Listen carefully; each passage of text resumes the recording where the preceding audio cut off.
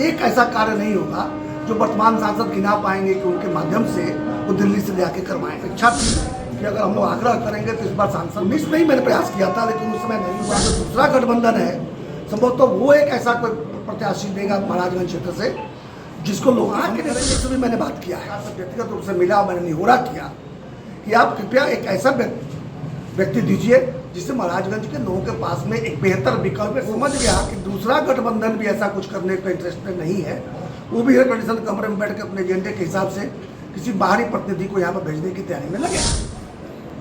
तब मुझे लगा कि नहीं, मेरा लोकतांत्रिक दायित्व बनता है। निर्दलीय उम्मीदवार मैं इसीलिए बना हूँ कि महाराजगंज में तथाकथित जो राष्ट्रीय दल है दोनों, वो अपने दायित्व का निर्वहन ठीक से नहीं करने, सुधारने के लिए मुझे महाराजगंज की जनता के सामने एक विकल्प के रूप में खड़ा। उन्होंने धोखा दिया तो मैं एक विकल्प के रूप में जरूर बीच में आऊँगा, जैसा मैंने 2022 के चुनाव में किया था और चुनाव की घोषणा करता हूँ।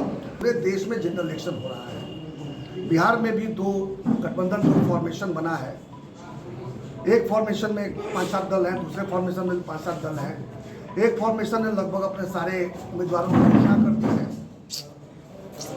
और दूसरा फॉर्मेशन जो है वो भी 3/4 घोषणा कर चुका है। बाकी जो 1/4 बचा है उसकी भी मैं आशा करता हूँ कि बहुत जल्द घोषणा हो जाएगी। मेरा जन्म महाराजगंज लोकसभा क्षेत्र, माझी बनियापुर विधानसभा क्षेत्र, सारण जिला क्षेत्र और सारण के जो ग्रेजुएट कॉन्स्टिट्यूएंसी और शिक्षक कॉन्स्टिट्यूएंसी वो क्षेत्र में मेरा जन्म हुआ है।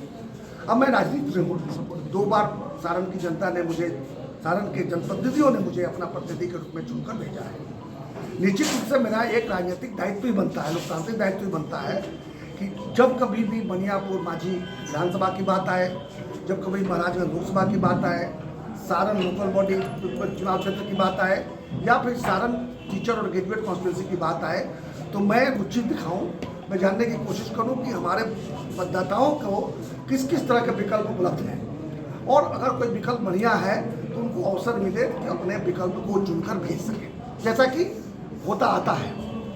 दुर्भाग्यवश महाराजगंज लोकसभा क्षेत्र जो है वो पिछले 2 बार से ऐसे कैंडिडेट आए हैं और दिल्ली में बैठे हुए चेहरे के ऊपर वोट देकर लोग भेज देते हैं उनको चुनकर। इसके बाद तो वो समझते हैं कि लोगों ने वोट तो मुझे दिया नहीं है, वोट दिया है दिल्ली वाले बड़े नेता को, इसलिए मेरा कोई दायित्व तो महाराजगंज के प्रति बनता नहीं। ऐसा महाराजगंज के मतदाताओं के मन में भाव बैठी है कि ये तो वोट लेकर चले जाते हैं बड़े नेता के नाम पर और इसके बाद से कहते हैं कि आपने हमको तो वोट दिया नहीं है, इसलिए हमें कोई चिंता करनी है महाराजगंज की। और यही कारण है कि 10 वर्षों में एक ऐसा कार्य नहीं होगा जो वर्तमान सांसद गिना पाएंगे कि उनके माध्यम से वो दिल्ली से ले आके करवाएं।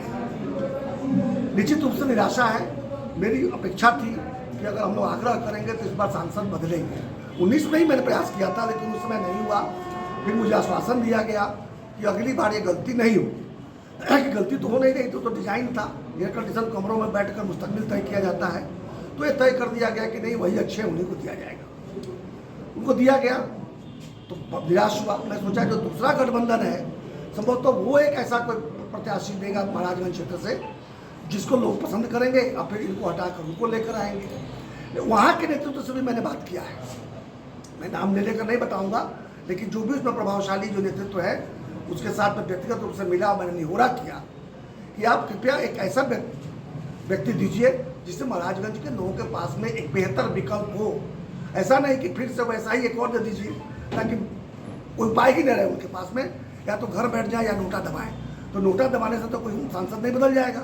तो ऐसी स्थिति में जब मैं समझ गया कि दूसरा गठबंधन भी ऐसा कुछ करने का इंटरेस्टेड नहीं है, वो भी एयर कंडीशन कमरे में बैठ के अपने एजेंडे के हिसाब से किसी बाहरी प्रतिनिधि को यहाँ पर भेजने की तैयारी में लगे, तब मुझे लगा कि नहीं, मेरा लोकतांत्रिक दायित्व बनता है। अंतरात्मा की आवाज़ भी थी और हमारे जो मित्र हैं, मित्र जब मैं कहता हूँ तो बाकी पार्टी के लोग कार्यकर्ता कहते हैं, लेकिन मैं चूँकि निर्दलीय हूँ तो जिन लोगों ने भी मुझे उस स्थान तक पहुँचाया, 56% वोट देकर जिताया है, वो सब मेरे मित्र हैं, कार्यकर्ता नहीं है। निर्दलीय उम्मीदवार मैं इसीलिए बना हूँ कि महाराजगंज में तथाकथित जो राष्ट्रीय दल है दोनों, वो अपने दायित्व का निर्वहन ठीक से नहीं कर रहे हैं। उन्हें सुधारने के लिए मुझे महाराजगंज की जनता के सामने एक विकल्प के रूप में खड़ा होना पड़ा है। यदि मैं किसी दल में गया इसके बाद जी, तो निश्चित रूप से उस दल के साथ पहले सौदा होगी कि राष्ट्रीय हित में और मेरे कॉन्स्टिट्यूएंसी के हित में वो क्या कमिटमेंट देते हैं। अगर वो दोनों कमिटमेंट मुझे पसंद आया तो मैं दल में जा भी सकता हूँ। अच्छा, इंडिया जी आज भी चल रहा है, बंद थोड़ा ही हुआ है। तो क्या इंडिया एयर कंडीशन कमरे में बैठकर क्या ख्याल आएगा ये किसको पता है। महाराजगंज के लोगों का चॉइस समझ में आएगा कि नहीं जाएगा मैं कैसे जानूँ। अच्छा, इस चुनाव अचल स्वराज जो बातें कर रही है वो बातें बड़ी मतलब हित में है बिहार के लोगों के, इसीलिए मैं उनसे जुड़ा हुआ हूँ। और जब तक निर्दलीय हूँ तब तक मेरे लिए कोई समस्या भी नहीं है, क्योंकि मैं साथ में हूँ। यदि कोई ऐसा समय आ गया कि मुझे लगा कि नहीं मुझे कोई और निर्णय लेना चाहिए, तो मैं प्रशांत जी से बैठकर बात करके तब निर्णय लूँगा। मैं अकेले निर्णय नहीं लेने वाला हूँ, क्योंकि जिसके साथ मैं 2 साल से जुड़ा हुआ हूँ और बिहार के हित के लिए प्रयास कर रहा हूँ, उसको ऐसे ही छोड़ने की कोई इच्छा मुझे नहीं है।